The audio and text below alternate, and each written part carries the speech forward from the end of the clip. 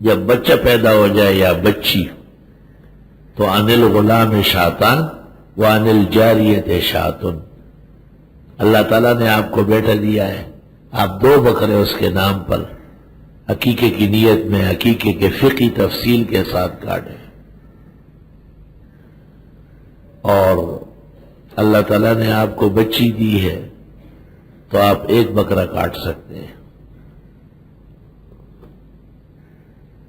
اس حکمت عقیقہ میں مولانا انور شاہ سے فرماتے ہیں ان اللہ قد آتاکم روحا فافدوہ بروح، اللہ تعالیٰ نے تمہیں ایک روح جان دے دی، تم بھی اس کے نام پر جان خیرات کرو، جان آفرینش کر لو۔ یہ مسئلہ اپنی جگہ ہے کہ عقیقے میں گائے یا اونٹ کے حصے ہو سکتے ہیں،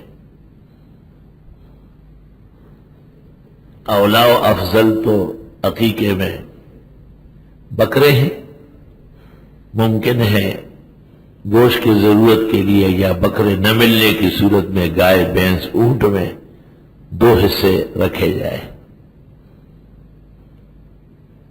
عقیقے میں 2 بکرے ہیں یا 1، لڑکے اور لڑکی کے فرق کے ساتھ، مہمان زیادہ ہے، بقیہ ذبیح ہے، بنیت ضیافت کے دعوت کے ہو سکتے ہیں۔ عقیقے کے احکام یہ ہے کہ جب بچے یا بچی پر خیریت سے 7واں دن آ جائے یا 14واں دن یا 21واں دن تو اس کی طرف سے 2 بکرے کاٹیں، اس کے بال سر کے اتارے، کینچی سے یا استرے سے اس کو سونے یا چاندی سے وزن کرے، وہ سونا یا چاندی فقراء کو دے، اور اس دن بچے کے نام کا اعلان کر لے۔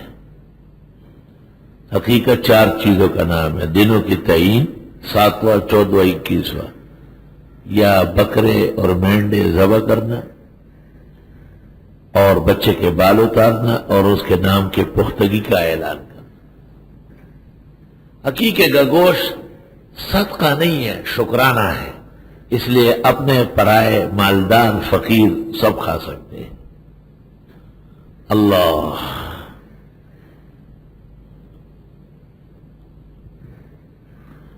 ولیمے کے اندر بھی گوشت سنت ہے،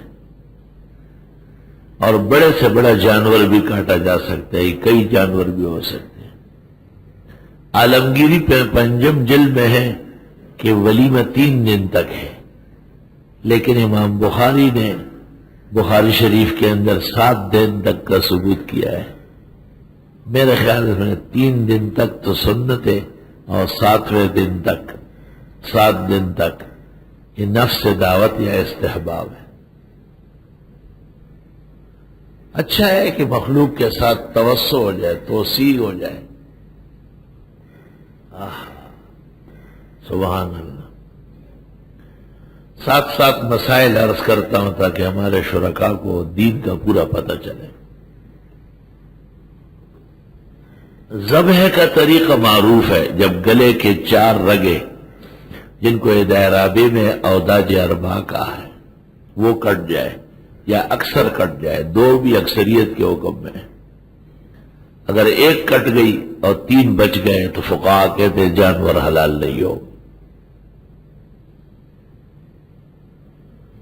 لیکن ضرورت اگر خون نکل گیا، وقت بہت کم تھا، تو فتویٰ علت کا دیا جا سکتا ہے۔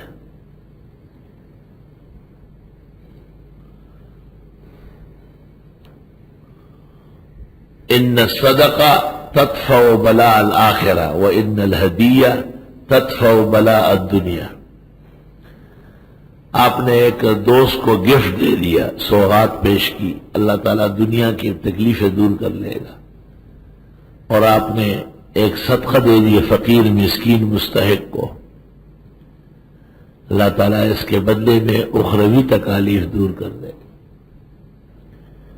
فرمایا موسیٰ علیہ السلام نے اپنے لوگوں سے، بے شک اللہ حکم دیتا ہے تم کو کہ ذبح کرو گائے، بنی اسرائیل کو ایک تکلیف پیش آئی. ان کا ایک مالدار آدمی تھا، اس کا نام تھا عامیل.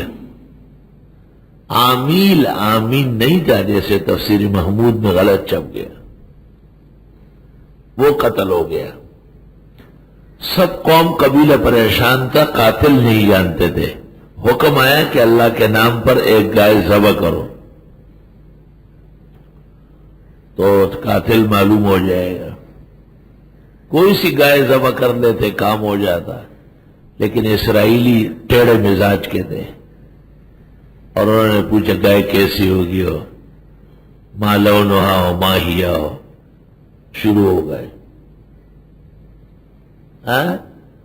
حدیث میں ہے کوئی سی گائے ذبح کر لیتے اللہ تعالیٰ ان کی مشکل حل کر دیتا.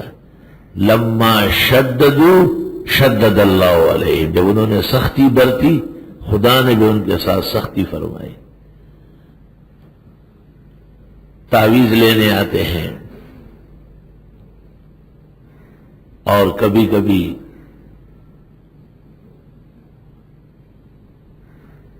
اللہ.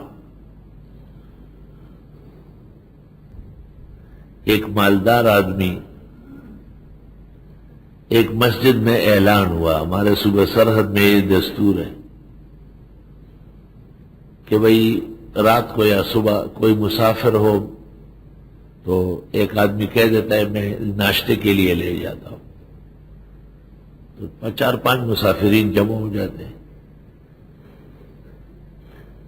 ایک کچھ دیر گزر گئی تو ایک مسافر نے شور مچایا کہ وہی وہ آدمی کہاں چلا گیا جو ناشتہ کرا رہا تھا. تو انہوں نے کہا کہ وہ تو چلا گیا لے گیا، لیکن ایک مالدار آدمی کا کارخانوں کا مالک ہے کہ مجھے اس کا گھر معلوم ہے. وہ جو مہمانوں کو لے گیا وہ بجلی میں الیکٹریشین ہے، کام مزدور قسم کا آدمی تھا، اور یہ جو کہہ رہے ہیں مجھے گھر معلوم ہے یہ کارخانے کا مالک ہے. مسافر کو لے کے اس کے گھر لے گیا. یہ ایک رہ گیا تھا، کہا کوئی بات نہیں بیٹھ جائے. تو آپ بھی بیٹھے، آپ کہاں جا رہے ہیں؟ کہا میرا تو اپنا گھر ہے وہی ناشتہ کو. کہا تیرا گھر ہوتا تو یہ ایک اپنے گھر لے جاتے، میرے گھر کیوں لائے؟ بیٹھو. زبردستی اس کو ناشتہ کرایا. بس لوگوں سے خیر کا کام نہیں بنتا ہے. انہیں پتہ ہوتا ہے کہ اس وقت مجھے خیر مل سکتی ہے، لیکن اللہ نے بد نصیب بنایا ہوتا ہے. اللہ مسائل و احکام تو بہت زیادہ ہے.